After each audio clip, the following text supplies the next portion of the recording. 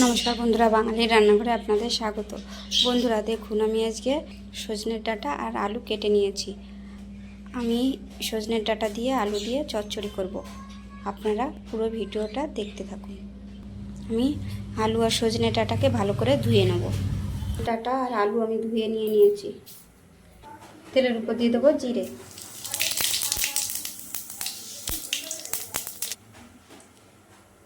সজনের ডাঁটা আলু আমি দিয়ে দেবো।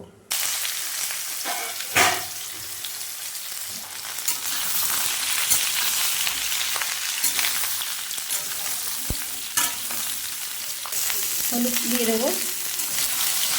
ডাঁটা আর আলুটা আমি একটু ভেজে নেব হালকা করে। লঙ্কা দিয়ে দেবো।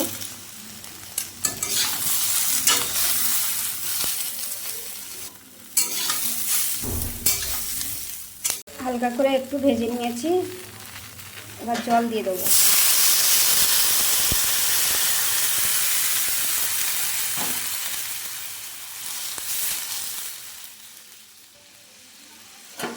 এবার পরিমাণ মতো হলুদ আর লবণ দিয়ে দেবো।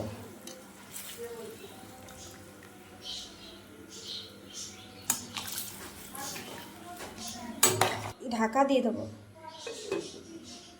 সর্ষে আর লঙ্কা আমি বেটে নেব। এবার ঢাকাটা খুলে নেব।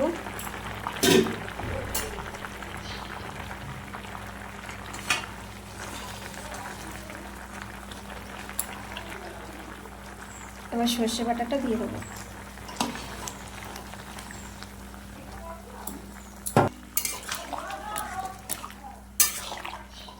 সর্ষে বাটাটা দিয়ে 4-5 মিনিট আমি একটু ঝোলটা ভালো করে ফুটিয়ে নেব।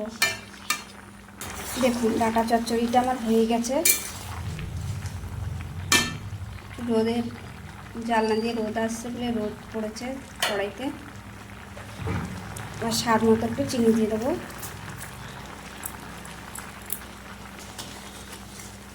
একদম সাধারণ রান্না, কিন্তু খেতে খুবই সুন্দর। এবার আমি নামিয়ে দেবো।